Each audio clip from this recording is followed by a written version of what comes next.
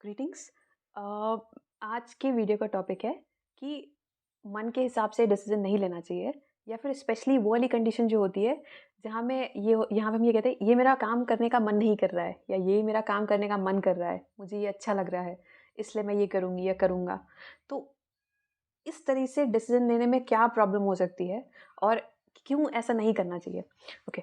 ये मेरा personal analysis है जो कि हो सकता है गलत हो सकता है फॉर श्योर। अभी तक का यही है। तो जैसे कि अगर हम अपना घर किसी दलदल एरिया में बनाने की कोशिश कर रहे हैं तो वो स्टेबल नहीं रहेगा फॉर श्योर उसका, क्योंकि बेस स्टेबल नहीं है। इसी तरह अगर हम मतलब हमें घर बनाने के लिए एक प्लेन लैंड चाहिए, मतलब जितना स्टेबल हो लैंड उतना अच्छा है, तो उतना हमारा घर ज़्यादा स्टे कर सकता है। उसी तरह अगर हम कोई डिसीज़न ले रहे हैं, डिसीज़न मतलब क्या? हम अपनी लाइफ़ को एक टर्न दे रहे हैं, मोड़ दे रहे हैं या सीधा रास्ता दे रहे हैं। हम कहीं टर्न में थे, हो सकता है सीधा रास्ता दे रहे हो।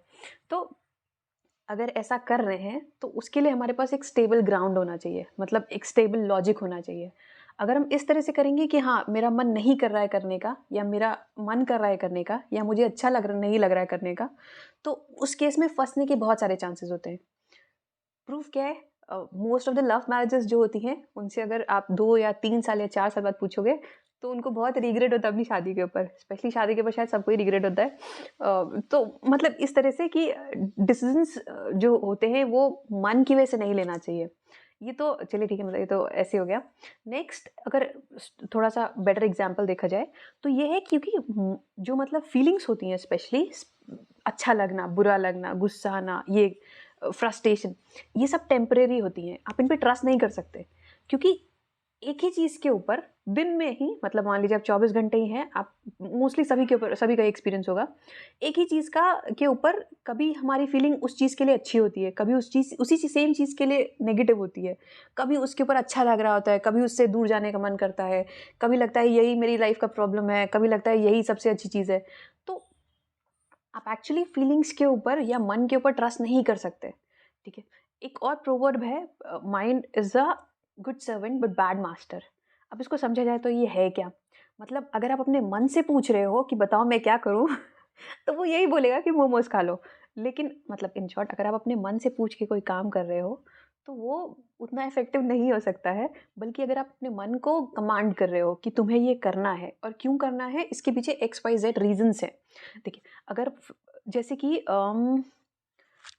अगर इससे बेटर एग्जांपल, अगर जैसे फॉर एग्जांपल करियर, मतलब एक एग्जांपल लेते हैं करियर का। अगर आप कोई करियर चूज़ करना चाहते हैं या उसमें कुछ अच्छा करना चाहते हैं और आपने उसके पीछे रिसर्च कर डाली है, जैसे कि मुझे जब मतलब जस्ट एन एग्जांपल, हाँ, ऐसा मैंने ट्राई किया था। जब मुझे अपना करियर चूज़ करना था तो मुझे 3-4 फ़ील्ड्स मैंने सॉर्ट आउट की कि ये मेरी पसंदीदा फ़ील्ड्स हैं। इसके बाद किस में मैं एफ़र्ट दे सकती हूँ, किस में मैं लॉन्ग टर्म के लिए सस्टेन कर सकती हूँ। उसके बाद उन उन फ़ील्ड्स में से भी 2 कट गए, मतलब ये था बेसिस कि किसमें मुझे मुझे मुझे जैसे ज़्यादा, मैं वर्कहॉलिक नहीं हूँ, मुझे ज़्यादा काम करना पसंद नहीं है, ठीक है? मुझे लगता है शॉर्ट टाइम में कितना ज़्यादा आप काम कर सकते हो, वो ज़्यादा बेटर है। तो ऐसी कौन-सी फ़ील्ड्स हैं जिसमें स्ट्रेस कम होगा? ये मैंने सर्च, मतलब एक सर्च लिस्ट आती है कि हाँ, इतना परसेंट वोट्स गया है कि ये जॉब्स जो हैं वो सबसे ज़्यादा स्ट्रेसफुल हैं, काउंट हुई हैं लास्ट 10 ईयर्स में। तो इस तरह से मतलब मैंने निकाला कि कौन-सी स्ट्रेस फ्री जॉब्स हैं, ठीक है? उसके बाद ऐसा कौन-सा काम है, जैसे मुझे ज़्यादा बातें करना पसंद नहीं है नॉर्मली, तो ऐसा कौन-सा जॉब है जिसमें मुझे कम बोलना पड़ेगा? मतलब ऐसा नहीं कि मुझे हर किसी को रिपोर्ट करना पड़ रहा है, हर किसी से बात करना पड़ रहा है। तो ऐसी कौन-सी जॉब्स हैं जहाँ पे जो मैनुअल इंटरैक्शन होगा वो कम होगा?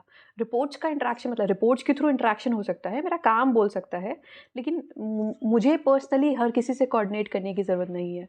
फिर मैंने वो उस तरह से सॉर्ट आउट किया।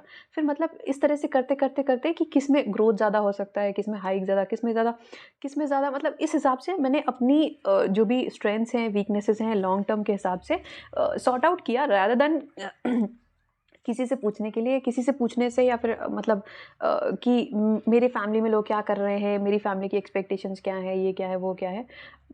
इस तरह से मतलब सॉर्ट आउट किया, रादर देन कि मेरा मन क्या कर रहा है करने का। क्योंकि आप मतलब अगर ये आपने ऑब्जर्व किया हो, ये नॉर्मली सभी के साथ होता है कि हमारा मन कर रहा होता है कुछ चीज़ करने का कुछ भी, for example x y z, कि हाँ, मैं आज से ये करूँगी या करूँगा। वो कुछ दिन तक चलता है उसके बाद फिर हम उस काम को छोड़ देते हैं, फिर वही चीज़ हमें बोर करने लगती है। फिर हम उस काम को छोड़ देते हैं, फिर वापस से बहुत टाइम बाद अगर हम एकदम से आते हैं तो वही हमें फिर से अच्छा लगने लग जाता है। तो इन शॉर्ट कहने का ये मतलब है कि फीलिंग्स पे और जो मन होता है उस पे हम भरोसा नहीं कर सकते। रादर देन अगर हमारे जो भी डिसीज़न है उसके पीछे लॉजिक है। जैसे कि अगर आप कोई भी काम करते होंगे स्ट्रांगली, जैसे जो लोग सुबह उठते होंगे जल्दी उठते होंगे, राइट? मतलब एक एक टाइम जैसे 6 साढ़े 6 ये जो टाइम होता है, तो उनके दिमाग में ये क्लियर होगा, ये आइडिया क्लियर होगा कि मुझे सुबह क्यों उठना है। या कोई भी काम अगर आप करते हैं ना, कि अगर आप फिक्स्ड होके करते हैं, तो उसके पीछे का जो लॉजिक है वो आपके दिमाग में एकदम क्लियर होगा, रीज़न। कि हाँ, मैं ये कर सकता हूँ क्योंकि मुझे ये करना होगा, और धीरे-धीरे ये सबकॉन्शियस माइंड में चला आता है। फिर आपको करना नहीं पड़ता, ये ऑटोमैटिकली अगर आप ऑब्ज़र्व करोगे, तो जैसे जो लोग कम खाते हैं, तो उनके दिमाग में ये सबकॉन्शियसली फीडेड है कि अगर अगर मैं इतना खाऊँगा तो इतनी मेरे बॉडी के लिए अच्छा है, इतना नहीं अच्छा है। ओके, सो अभी I am just trying to explore everything. So अगर कुछ इसमें प्रॉब्लम हुआ हो, अगर इसमें कुछ कम रह गया हो, तो I am so sorry about it. Thank you.